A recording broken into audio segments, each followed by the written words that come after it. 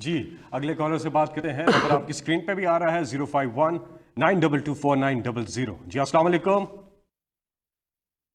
وعلیکم السلام، میں امرین قیوم بات کر رہی ہوں اسلام آباد سے۔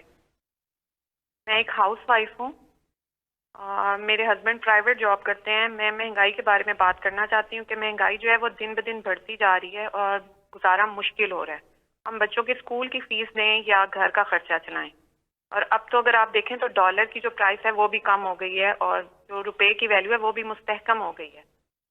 اور دوسری بات یہ کہ اب تو رمضان المبارک بھی آ رہا ہے، لیکن جو ہے بیسک کوموڈیٹیز کی پرائس بالکل کم نہیں ہو رہی ہے۔ تو خدا را آپ اپنا وعدہ پورا کریں اور مہنگائی کو کنٹرول کریں۔ اگر آپ یہ نہیں ہو سکتا تو پھر آپ جو ڈے فرسٹ سے کہہ رہے ہیں کہ آپ کو گھبرانا نہیں ہے، تو پھر آپ ہمیں گھبرانے کی اجازت دے دیں۔ جی امرین، بالکل آپ نے وہ بات کی جو کہ آپ یقین کریں کہ اب تک ہماری صرف اور صرف کانسنٹریشن اگر باقی ساری چیزیں ایک طرف ہیں تو مہنگائی ایک طرف ہے۔ اور مہنگائی کے اندر آپ نے تھوڑا سا سمجھنا ہے، کیونکہ مہنگائی تو کئی چیزوں کی ہے نا۔ کئی چیزوں کی مہنگائی ایسی ہے جو کہ ہم ایڈمنسٹریشن کی وجہ سے ٹھیک کر سکتے ہیں۔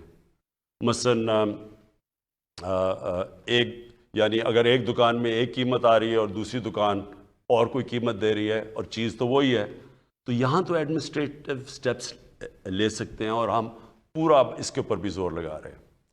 ایک مہنگائی یہ، اور یہ بھی آپ نے سمجھنا ہے، وہ مہنگائی یہ ہے کہ ایک کسان سبزیاں یا جو بھی اپنی پیداوار ہے وہ ایک قیمت کے اوپر وہ لے کے جاتا ہے مارکیٹ کے اندر، لیکن اس مارکیٹ سے جب وہ چیز جاتی ہے شہر میں یعنی ریٹیل میں، یعنی جب آپ کے پاس پہنچتی ہے تو اس کے اندر ایک بہت بڑا فرق آ جاتا ہے۔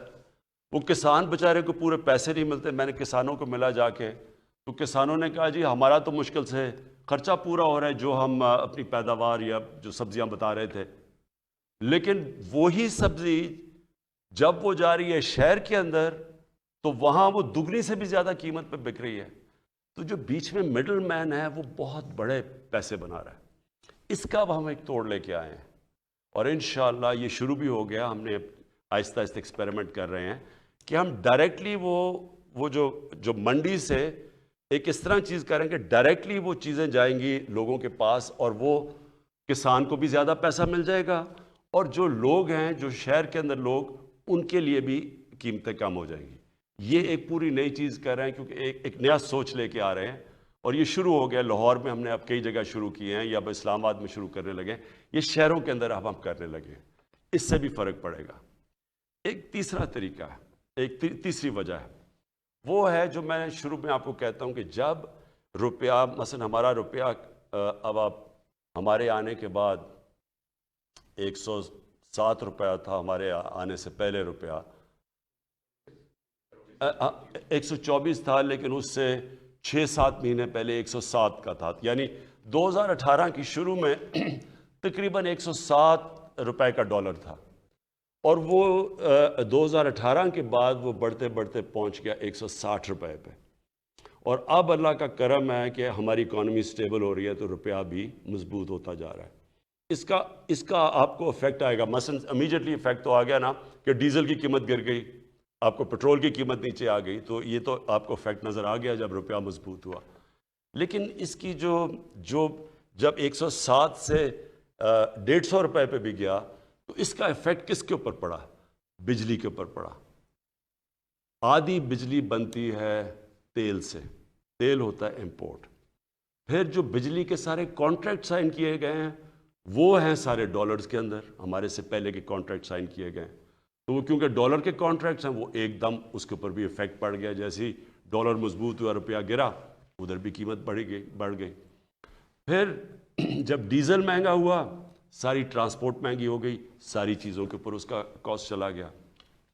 پھر جو باہر سے ہم چیزیں امپورٹ کرتے ہیں، باہر سے چیزیں سب سے بڑا تو جو عام لوگوں کو آپ کو افیکٹ کرتا ہے گھی۔ اب تقریباً 70% ایڈیبل آئل امپورٹ کرتے ہیں، تو 70% جو گھی کے اندر جو تیل جاتا ہے وہ امپورٹ کرتے ہیں۔ پھر دالیں، سب سے افسوسناک چیز یہ ہے کہ ہم نے ابھی تک ایک وہ زرعی ملک ہم 70% دالیں اپنی امپورٹ کرتے ہیں، تو وہ یہ ساری چیزیں مہنگی ہو گئی. اور ایک اور مسئلہ آیا کہ ہمیں گندم جو کہ پاکستان میں ہمیشہ ہوتی تھی، وہ ہماری آبادی کیونکہ بڑھتی گئی ہے، جو گندم پاکستان میں تھی اس کے اندر خسارہ آ گیا. ایک تو بارشیں غلط ٹائم پہ ہو گئی، تو ہمیں ایک سال کے اندر 40 لاکھ ٹن گندم امپورٹ کرنی پڑی. اور اس کے علاوہ گندم امپورٹ اور اس کا سارا امپیکٹ پڑا، یعنی جیسے آپ گندم امپورٹ کرتے ہیں تو وہ مہنگی، باہر سے مہنگی آئی یہاں سے، تو اس کا بھی امپیکٹ پڑا. تو جو امپورٹس مہنگی ہوئی روپے گرنے سے، ایک وہ ہو گئی. پھر ایک بدقسمتی سے ایک اور اب چیز ہم نے آہستہ آہستہ انکوائریز میں پتہ چلا. وہ کیا ہے؟ یہاں بیٹھے ہوئے ہیں مافیاز. یہ امبرین آپ نے سمجھنے کی بات ہے. یہاں پاکستان میں وہ لوگ بیٹھے ہوئے، قائد اعظم نے بھی ان کی بات کی تھی، جو ذخیرہ اندوزی کر کے قیمتیں اوپر بڑھاتے ہیں. یہ مافیاز بیٹھے ہوئے تھوڑے سے لوگ ہیں، یہ سٹا کھیلتے ہیں. عموماً تو چیز تب مہنگی ہوتی ہے جب اس کی سپلائی کم ہو جائے. مثلا اگر کمی ہو جائے کسی چیز کی، اگر چینی کی کمی ہو گئی تو زیادہ لوگ چینی مانگیں گے، اس کی قیمت اوپر چلی جائے گی. لیکن یہاں چینی پڑی ہوتی ہے، ذخیرے پڑے ہوتے ہیں چینی کے، لیکن قیمت اوپر جانی شروع ہو جاتی ہے. ایک وقت پہ چینی انہوں نے کہا جی اتنی زیادہ ایکسپورٹ کرو، چینی ایکسپورٹ کرنی شروع کی، وہ چینی کی قیمت اوپر چلی گئی. سو اس کا کوئی کنیکشن نہیں ہے. یہ جان بوجھ کے مافیاز بیٹھے ہیں جن کے پیچھے پہلی دفعہ پاکستان میں ہم اب جا رہے ہیں. میں یہاں شہزاد اکبر کو بلایا ہوا ہے.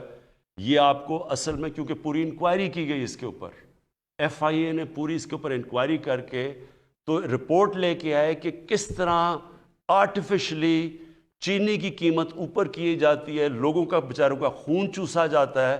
تھوڑے سے لوگ ہیں جو کہ کیسے اربوں اربوں اربوں روپیہ بناتے ہیں اس سے. اور یہ آٹے کے اوپر بھی ہمیں جب اس کے اوپر بھی ایک رپورٹ ہے کہ کیسے وہاں بھی ذخیرہ اندوزی کر کے تو آٹے کی قیمت اوپر لے جائی جاتی ہے. تو یہ میں صرف آپ کو اس لیے بتا رہا ہوں، اس کے مختلف طریقے ہیں. لیکن یہ آپ یقین کر لیں امبرین، گھبرانے کی آپ کو ضرورت اس لیے نہیں ہے کہ سارا وقت ہم اس کے اوپر کام کر رہے ہیں. یا تو ہمیں گورنمنٹ کو فکر نہ ہو اس کے اوپر سارا وقت ہم کوشش کر رہے ہیں کہ ہم یہ کنٹرول کریں. اس کے اوپر جو سب سے بڑی چیز ہم اب کرنے جا رہے ہیں، اس سال ایک پوری نئی ایگریکلچر کی ایک ریولوشنری پالیسی لے کے آ رہے ہیں، جس سے ہم نے اپنا سارا جو ایگریکلچر کا سیکٹر چینج کر دینا ہے. اس میں سے پہلے ہم انفارمیشن ٹیکنالوجی کا استعمال کر کے پہلے سے پتہ چل جائے گا کہ کون سے سیزن میں کس چیز کی کمی ہوتی ہے، تاکہ کسی قسم کی شارٹیج آگے سے نہ ہو، تاکہ شارٹیج کی وجہ سے قیمتیں اوپر نہ چلی جائیں. لیکن یہ میں آپ کو بتا دوں کہ اس کے اوپر پچھلے ایک سال سے یہ مختلف چیزیں کہ کیا وجہ ہے مہنگائی کے، اس کے اوپر پورا کام ہو رہا ہے. اور انشاءاللہ آپ کو ہم اس کے اوپر قابو پا کے دکھائیں گے انشاءاللہ.